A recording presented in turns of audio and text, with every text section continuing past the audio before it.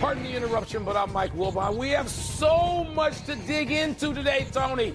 Let's give this show our best effort. I'm Tony Kornheiser. Really? We're on ESPN 2. Oh. 2. Oh. Yeah. Well, we'll downgrade our effort. Yeah, that's what I'm thinking. Half effort. Half sounds... We won't run out the ground ball to show. That's right. That's right. We'll just look at it as the throw goes over. There you go. 6-3. Welcome to PTI, boys and girls. In today's episode, baseball's playoffs are set. College football's weekend was wild, and Europe retains the Ryder Cup. But we begin today with the NFL, and we are searching for the best win of any NFL team yesterday. And notice I said best win. That eliminates the Cowboys and the Packers, who tied, but we will get to them later. Wilbon, let me refresh your memory. Among the winners were the Chiefs, the Eagles, the Rams, the Giants, your Bears, the Lions, and the Steelers in Dublin. So who had the best win? Only one of those teams went out there. And those, they're good wins, particularly anytime you went on the road. But I'm not going to start with the Bears at Raiders, even though that made me happy. Right. I'm going to go to a guy that won at home in his very first start as a rookie. Are you doing this to me again? What? Do you want to look at these notes? Are you doing this to me again? Yes, I apparently am. Oh. Because Jackson Dart, Tony, here's what I was impressed by. He's just he seems like a big, tough, rambunctious, fearless kid. You like his dance in the end zone? And the dance I was a little annoyed with. But I like the way he ran over people. He's going to break his right throwing hand attempting to stiff arm people. That's not the smartest move. But, Tony, they were winless. They bench Russ. I don't think this is going to work at all. They're playing the San Diego Superchargers, and I thought that was going to be 4-0. They beat a team that hadn't lost a game, and they hadn't won a game. Yes, that's right. I don't know how you start with any other win than that. So this is exactly how I felt when I learned that this was a story that we were going to do. I'm not going to say the Giants are a good team because they're not a good team. No, but this is a big-time win because the Chargers were undefeated and appeared to be a juggernaut, and the Giants beat them, the Giants who hadn't done anything. And it was the coming-out party of Jackson Dart, as you say. Now, he got a win. I'm not saying he was great, but he was good enough. And I think Brian Daboll has to say to himself, why did I wait until Game 4 to throw this kid out there? I thought the second best win was the Lions. And I know that the Lions? Yeah, I'll tell you what. Lions are at home. I understand they beat the Browns, right? The Browns are not a good team. But what happened last week with the Browns? The Browns, if I'm not mistaken, smothered the Packers. Yes, they did. And everybody said they had the best defense in the entire league. And the Lions put 34 on them. And earlier this season, it was the Packers who beat the Lions. Yes. And then you came out the next day and said they're number one. Number one in the Wilbon ratings, power ratings, right? Yes, I did. I think the Lions have passed them now. I want to go the other way on this question. I want to say worst loss because I don't think it's the Chargers. And I don't think it's Tampa Bay, which had a chance to win. I don't think it's the Colts, which had a chance to win. That was a good win by the Eagles. It was a fine win, especially considering they completed no passes in the second half. That's right. The worst loss was the Baltimore Ravens.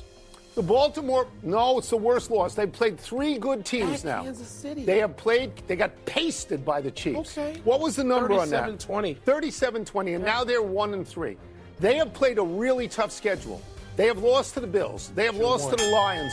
They have lost to the Chiefs, right? But they gave up 116 points in those games. They're not a playoff team right now. No, but by the way, here's why you have to have at least, it's not even a footnote, because it's a sad note on the Giants. Malik Neighbors going out.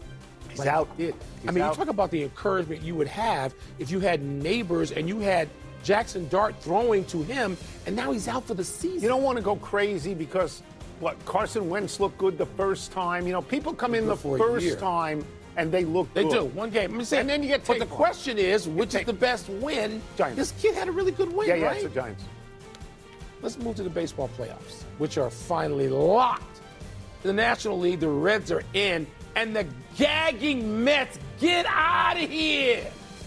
Over in the American League, both the Tigers and Guardians made it and will play each other again. But the Astros are out for the first time since 2016, and for you I-95ers, Sox, Yanks start tomorrow. Tone, your reaction to who made it, who didn't, and the initial matchups. Okay, so the headline on who didn't make it is, you're right, it's the Mets, the highest payroll in baseball. Wow. They didn't make it because they got shut out by a division opponent, the Marlins, who beat them 2 out of 3 in this series. And the Marlins, a team that finished 4 games under 500. Here's the Mets payroll. Back of the Mets, though. Here's the Mets payroll, $342 million. Number 1, right? Here's the Marlins payroll, $67 million. So I'll get to the matchups in a second, but I want we can agree on the Mets being out. That's the notable. I just want to say this early. You know how I feel about this. Baseball is an everyday sport. That is the rhythm of baseball. I don't want to be in the bye if I'm in baseball. I want to be what the Yankees and Dodgers are having to play in the wild card. I want to play because this isn't football. Now, what is attractive? Yankees and Red Sox is attractive. Padres and Cubs is attractive. I'm disappointed in Detroit and Cleveland because we just saw it. It feels so regional. We just saw it for 6 games over the course of 2 weeks. Regional to Yank Sox. Well, but no more regional than that. It was 5-1 Cleveland, so I'm disappointed. No, I'm with you. By the way, the Astros, we need to go back over that a little bit more, who have been in the postseason 8 straight years. Yeah, they've been a dominating team. 7 times in the League Championship Series. 4 times in the World Series and twice won it. The Astros being out, that's a bummer to me. Okay, but things end. Things end. Apparently so. I'm with you on not wanting to have a bye. A bye for a week? No. This is like college football when they get a bye for a month. No. And they're out. No, I like it. Listen, and you may not advance. I'd rather the Cubs be playing 3 days, and by the way, the Padres. The Padres lineup is a murderer's row. It's good. It is. They got they got. It's not as good as lumber. It's not as good as Phillies. It's 1-9. right there. It's there. Yeah. You got a guy like Arise, who people forget has won, 3 batting championships? Yeah, but he's in the San Diego lineup with Tatis Jr. But your best pitcher, the rookie's going to pitch, isn't he? No, because Cade Horton, he coughed and broke a rib. And cracked a rib. Unbelievable. A coughing spell. Somebody gave him a cold. That person should be suspended. So now we don't have our best. That's so Cubbish. We don't have our best pitcher. Right. Since Jake Arrieta, we don't have that guy to go against that lineup. And I don't know how we get through, even though we have 3 at Wrigley. And they're all afternoon games. I wanted to go see a night game. I can't. Because ABC stole the afternoon games and put Cubs-Padres on. I guess that's a good thing. Sox-Yanks is too early. I like Sox-Yanks too. Not October 1, 2, 3. The Cubs are going to be playing against PTI tomorrow. Yeah, 3 days in a row. By the I way, might not be here. I know you would agree with me on this. What? That we find ourselves with a soft spot in our hearts for Cincinnati. Because Terry Francona is the manager there. Do you know that they don't have a single hitter who batted as high as 270 or had 25 home runs? No. They can't beat the Dodgers. You got Jalen Hurts. They got a great player. You're going to beat the Dodgers? No. Tony, you said that a year or two ago. Didn't Arizona beat the Dodgers? Nobody beat them last year. But the best team often loses in this very round. I wouldn't want the bye. I wouldn't either. All right, let's move now to the Ryder Cup, which both you and I watched almost all of over 3 days. The Europeans took a massive lead after the first 2 days and then barely hung on for dear life yesterday afternoon. Wilbon, what stood out most for you? Tony, I guess the drama for about 90 minutes yesterday. Because I started the day thinking it's football day. They're pretty good matchups. I'm nervous about Bears, Raiders. I'm lined up 3 TVs on football. Yeah. And then I called you, and you said you were on the Ryder Cup. And Neville at the same time call and say, "Are you watching the Ryder Cup?" And I go, "Not really." We get on it. Oh my God! Yeah. It's over. It is not going to matter. It's not supposed to matter. We're supposed to sit here and talk about how the United States got drubbed in the team competition and they couldn't make it up. And for a moment, it looked like the greatest comeback ever. Yeah, it did. It did. And so it started with Cameron Young hitting the birdie on 18 and beating Justin Rose. And then Justin Thomas birdie on 18 and beat Tommy Fleetwood. Unbelievable. And then Bryson DeChambeau made up 5 strokes and halved the match. And then Scottie Scheffler, who was 0-4 to that point, finally wins. Beat Rory on 18. And you looked at all the red on one side and you said, could this actually happen? But Shane Lowry said no. Shane Lowry said no, but you know what? There's so many notable things, including the the European dominance on Friday. And Saturday. Also, we have to talk about the crowd misbehavior. Thank you. And Tom Watson. Thank you. If you don't want to listen to us or anybody else, the great Tom Watson went to social media to say, no, this is wrong. I thought about this, and I thought that I was happy that I didn't actually go in person, that I watched on TV. Because had I gone in person, I would have been repulsed by the actions of the crowds. There's no place in sports to have chance of cursing at a player and his family. And throwing a beer Yeah, at can't somebody? do that. Rory McIlroy was treated abysmally. And part of this is the PGA of America, right? That they ginned up, they deliberately orchestrated and ginned up a thing that had a jingoistic feeling to it. And what I thought to myself was a lot of these people that are screaming at Rory McIlroy are the same people who cheered for him in Augusta when he completed the Grand Slam. They don't go to Augusta. And I think that PGA, $750 a ticket I think the PGA had some help from a higher place. And that may be ginning the case. up And that may be this the case. behavior. But it was not. It overshadowed, not completely. No, it was so out of place. But it was a part of it. It was. Yeah. But the golf, you can cheer, you can boo, you can't curse. No, you can't. And throw stuff. This could have been in a studio with silence and the drama of it. Now, I guess part of it, the partisan nature and the passion certainly adds to it. That's and by the way, the European players, see, they've won like what? Like 5 out of the last seven or something like that. So you know what? First of all, Rory played great the first 2 days. Rahm played great the first 2 days. Fleetwood and Lowry played great. I read with interest and looked at with interest the fact that the captains, Luke Donald and Keegan Bradley, put DeChambeau and Rahm out there the first 2 days in every match they could. And that's saying, I don't care that you're on the LIV Tour. You're still great. They shouldn't care. You're still great players. And they shouldn't care. The other thing that got to me, Shane Lowry is from Ireland. He won the British Open. You'd think that's the biggest thing in his life. He said this was the biggest thing in his life. Okay, but 3 of the majors are played in the United States. The Ryder Cup always seems to mean more to the Europeans. It does. They gotta leave home to play in 3 of the 4 majors. Well, most of them live in Florida, so they'll go crazy. Most of them in Florida. But they seem to do the team thing better than we do. They do the team.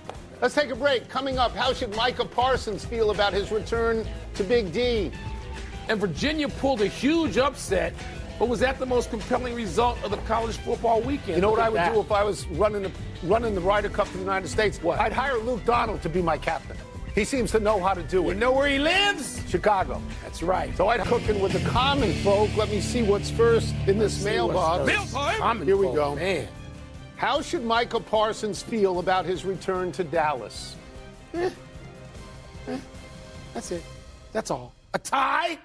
And thankfully, he said it afterward. He talked about how that defense, which he's supposed to lead and be the Hall of Famer and be Reggie White Jr., they gave up 40.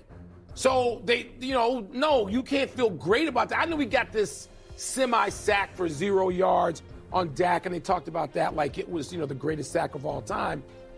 But they didn't, this was a very, very, very entertaining game. Yes. This game had all the elements except not a winner.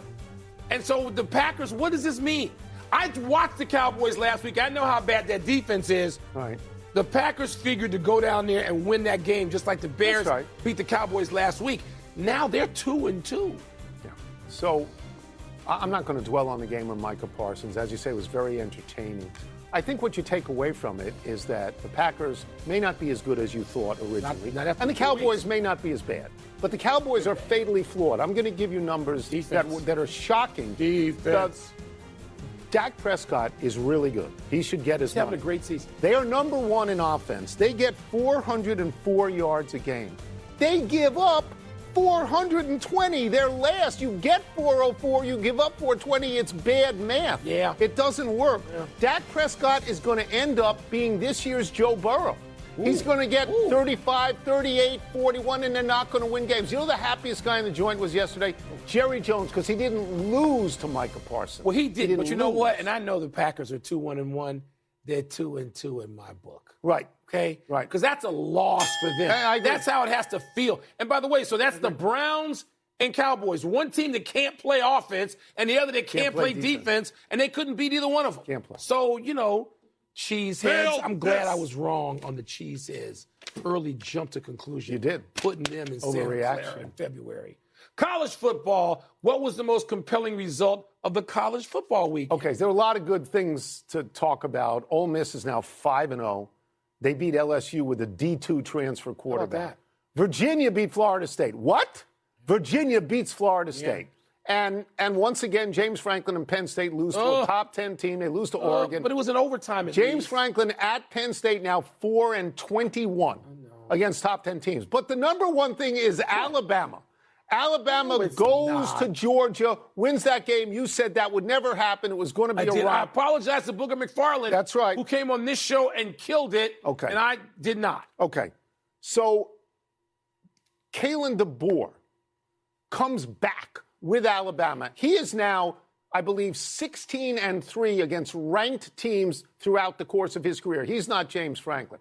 But Kirby Smart... He can't beat Alabama no matter who's coaching. Kirby Smart's 1-7 against Alabama, 0-2 against DeBoer. Kirby Smart's overall record is 107-13. So that means his losses are to Alabama. So that means that Alabama is his kryptonite in the way that Michigan is Ryan Day's kryptonite. Yeah, no, I agree with you on that, but I'm not giving that the number one result of the weekend. What are you giving? The number one result of the weekend is Ole Miss beating LSU, I think, or Penn State.